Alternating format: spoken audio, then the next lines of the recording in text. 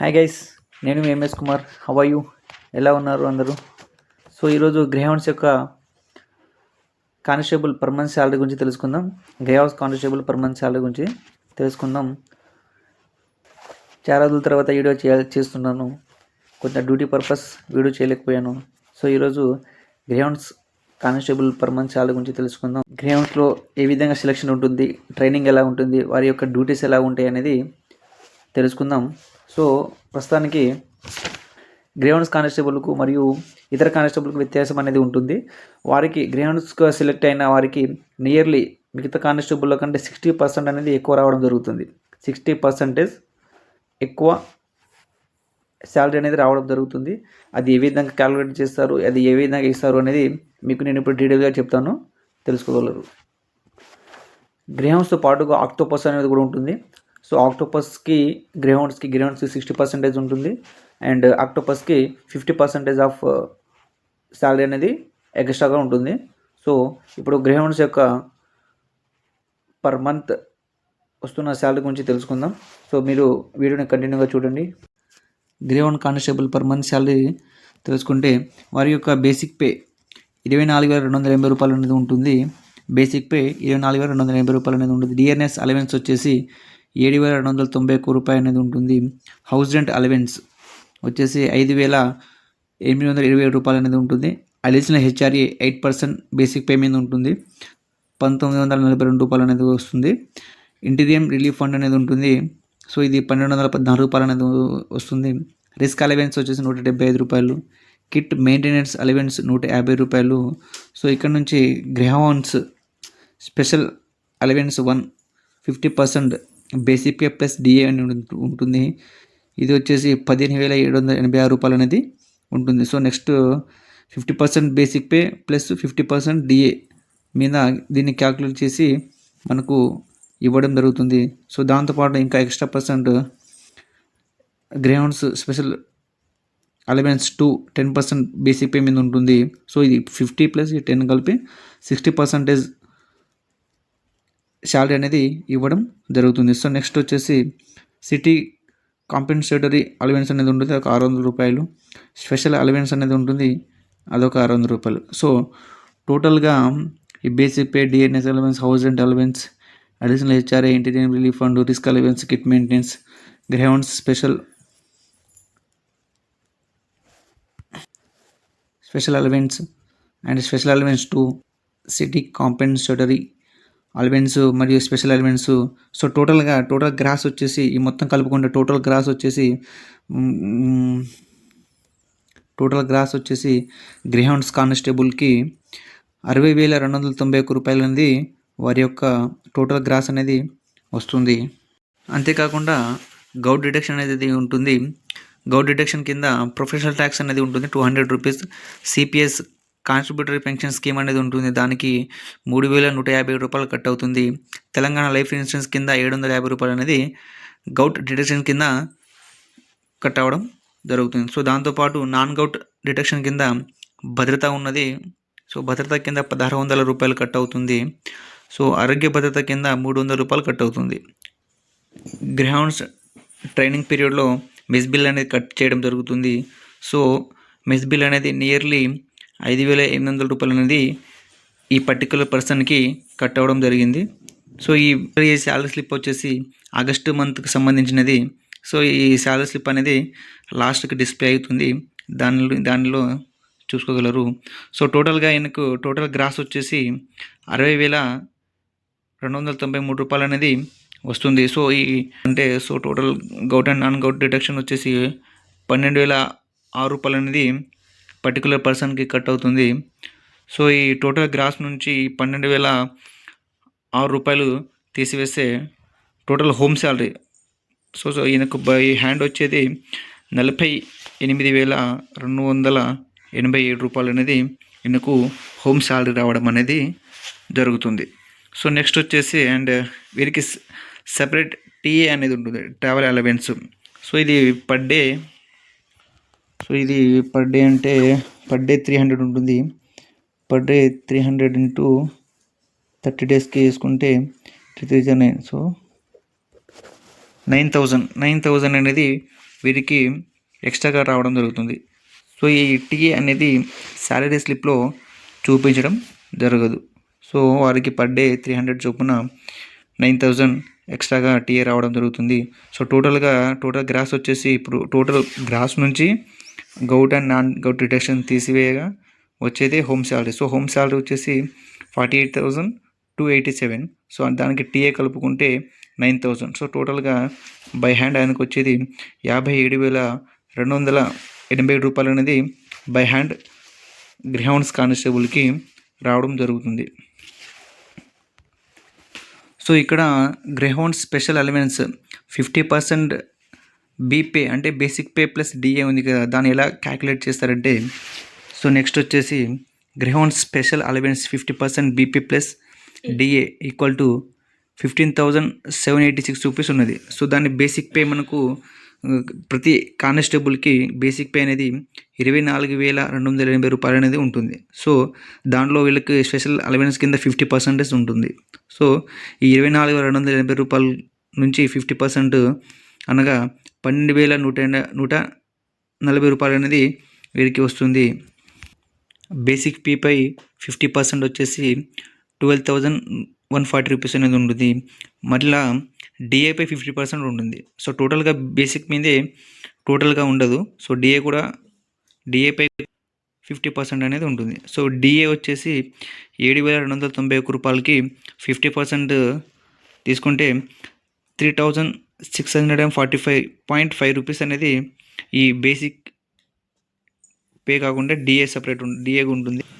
ఈ basic pay 12,140 plus ఈ DA 3,645.5 రూపీస్ని add చేసుకుంటే 50% అనేది వస్తుంది.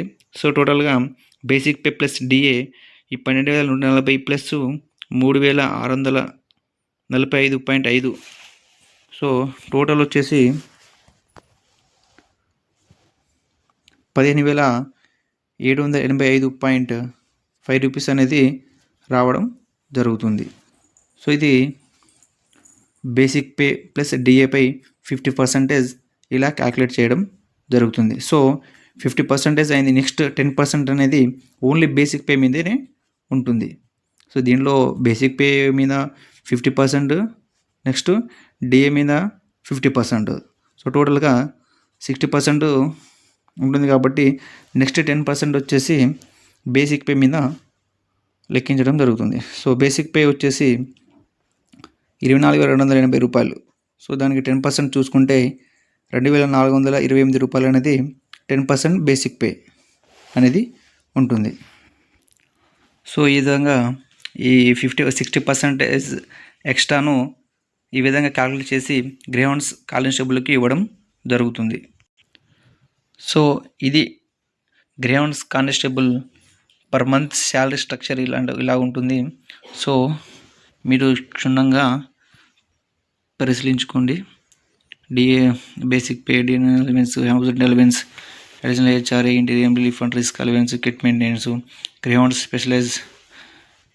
Special allowance 2, city compensatory allowance వచ్చేసి total gross, govt deductions, non govt deductions. So టోటల్గా వచ్చేసి టీఏతో కలుపుకొని 57,287 రూపాయలు అనేది బై హ్యాండ్ రావడం అనేది జరుగుతుంది. సో ఈ 50% ప్లస్ ఈ 10%ని ఇలా ఈ విధంగా క్యాలిక్యులేట్ చేయడం అనేది జరుగుతుంది. 50% బేసిక్ పే మీద మరియు ప్లస్ డిఏ మీద ఒక 50% క్యాలిక్యులేట్ చేసి 50% బేసిక్ పే ప్లస్ డిఏ కలిపి ఇవ్వడం జరుగుతుంది. నెక్స్ట్ 10% వచ్చేసి ఓన్లీ బేసిక్ పే మీదనే క్యాలిక్యులేట్ చేసి ఇవ్వడం జరుగుతుంది. సో ఇది గ్రేహౌండ్స్ కానిస్టేబుల్ యొక్క per month salary structure.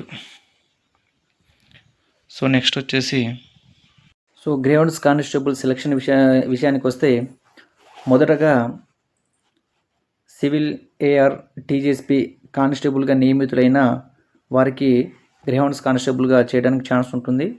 So అది కూడా ఎప్పుడంటే సివిల్ ఏఆర్ టీజీఎస్పీ కానిస్టేబుల్గా నియమితులై 9 నెలల శిక్షణ పూర్తి చేసుకున్న తర్వాత గ్రేహౌండ్స్ నుంచి ఒక సపరేట్ టీం అనేది రావడం జరుగుతుంది. పీటీసీలలో బీటీసీలలో ట్రైనింగ్ జరుగుతుంది. ఆ ట్రైనింగ్ సెంటర్లలో అన్నిటికీ వెళ్ళి అప్రోచ్ అవ్వడం జరుగుతుంది.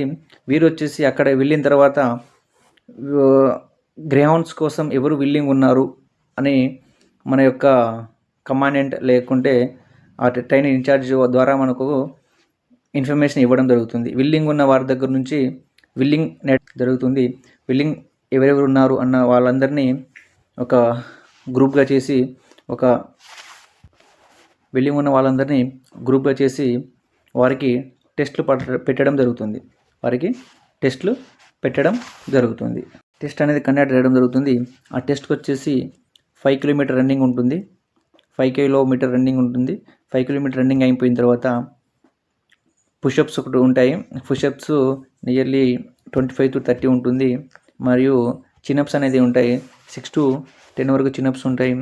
మరియు దాని తర్వాత లాస్ట్కి 100 మీటర్స్ రన్నింగ్ అనేది టెస్ట్ పెట్టడం జరుగుతుంది. సో వీళ్ళన్నిటిలో క్వాలిఫై అయిన వాళ్ళని ఒక లిస్ట్ అవుట్ చేసి వీరికి good, excellent, average, below average అనే కేటగిరీ ఇవ్వడం జరుగుతుంది.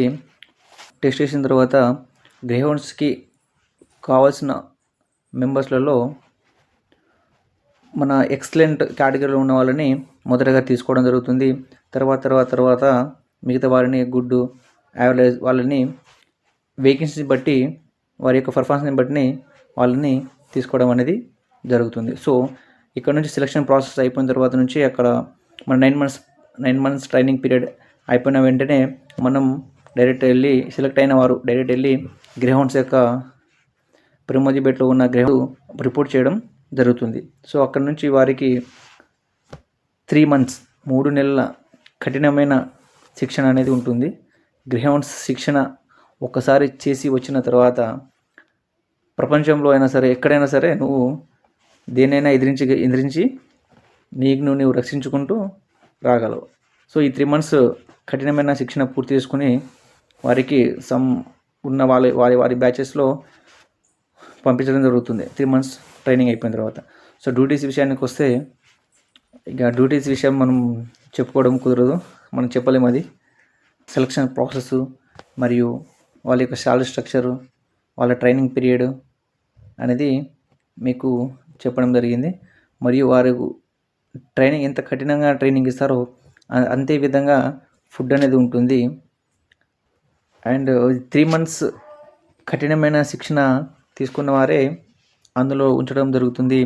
ఫర్ సపోజ్ ట్రైనింగ్ టైంలో మీకు ఏమైనా ఇబ్బంది అయినా సరే, మీ యొక్క కాళ్ళు ఫ్రాక్చర్ అయినా లేకుంటే మీకు అసౌకర్యంగా ఉన్న ఏ విషయమైనా సరే మీకు వీళ్ళు ఎలిజిబుల్ కారు అన్న చిన్న పాయింట్ వాళ్ళకు దొరికితే మాత్రం మిమ్మల్ని వెంటనే రిపార్టేషన్ కొట్టడం జరుగుతుంది. సో రిపార్టేషన్ అంటే మరలా ఆ గ్రౌండ్స్లో ఉంచకుండా వారి స్టేషన్కి లేకుండా వారి బెటాలియన్కి వాళ్ళని పంపించడం జరుగుతుంది. సో గ్రౌండ్స్లో ఉన్నన్ని రోజులే మీకు ఈ శాలరీ అనేది రావడం జరుగుతుంది. అదర్వైజ్ ఈ శాలరీ అనేది రాదు. గ్రౌండ్స్లో ఉన్న వారికి ఇంకో ఆఫర్ ఏంటంటే అక్కడే క్వార్టర్స్ ఇస్తారు. క్వార్టర్స్ మరియు అక్కడే యూనిట్ హాస్పిటల్ ఉంటుంది. సో మీకు ఏది కావాలన్నా ఆ యొక్క గ్రౌండ్స్ చాలా సౌకర్యాలు మీకు ఉంటాయి. సో ఇది గ్రేహౌండ్స్ యొక్క కానిస్టేబుల్ యొక్క శాలరీ, సెలక్షన్ ప్రాసెస్ మరియు వాళ్ళ యొక్క ట్రైనింగ్ పీరియడ్. సో మీకు ఏ విధమైన డౌట్స్ ఉంటే కామెంట్ బాక్స్లో కామెంట్ చేయవచ్చు. సో ఈ కానిస్టేబుల్ అనే కాదు, ఏ విషయమైనా for suppose recently AP constable వారు ట్రైనింగ్కి వారి యొక్క బెటాలియన్లో మరియు వారి యొక్క పీటీసీలలో పోవడం జరిగింది. సో ట్రైనింగ్కి సంబంధించిన ఏమైనా ఇష్యూస్ ఉన్నా, ఇలాంటి ఇబ్బందులు ఉన్నా నాకు కామెంట్ చేస్తే వాటికి తప్పనిసరిగా రిప్లై ఇస్తాను. మీ యొక్క ప్రాబ్లమ్స్ కొంచెం తీర్చడానికి లేకుండా ఇన్ఫర్మేషన్ ఇవ్వడానికైనా కొంచెం సహాయపడతాను. So thank you.